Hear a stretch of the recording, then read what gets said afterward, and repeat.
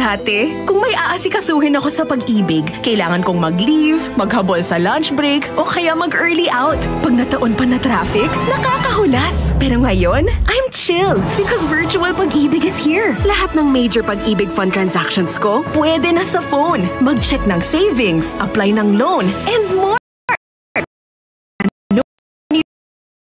Absent dahil always present si Virtual Pag-ibig for you. I-download na ang Virtual Pag-ibig app today. Pag-ibig Fund, solid ka band!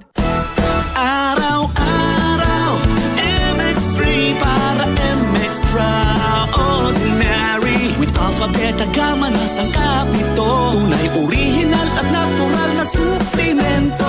With MX3, some coffee and tea. With MX3, it's for you and me.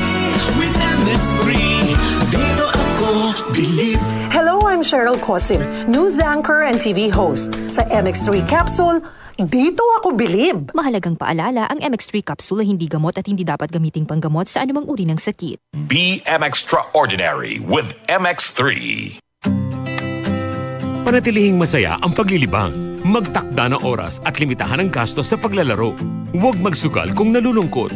Huwag hayaang makasira ng buhay at pamilya. Para sa impormasyon ukol sa responsible gaming, bisitahin ang www.pagcor.ph. Isang mensahe mula sa Pagcor. Gambling is for 21 years old and above only. Gambling can be addictive. Know when to stop. Tuhod, siko, baywang, aray! Pag laging pasan ang sakit sa kasukasuan, sign na yan ng arthritis o joint deterioration. Karaniwan kapag nagkakaedad na, kailangan ng tibay at ginhawang makakapitan. Kaya ng arthritis yan. May undenatured type 2 collagen at methylsulfonyl methane na maaaring makatulong protektahan ang kalusugan ng kasukasuan. Make the right move. Uminom ng Artrisin araw-araw. Mabibili ang Artrisin sa mga leading drugstores nationwide. Mahalagang paalala, ang Artrisin ay hindi gamot at hindi maaaring gamitin panggamot sa anumang uri ng sakit.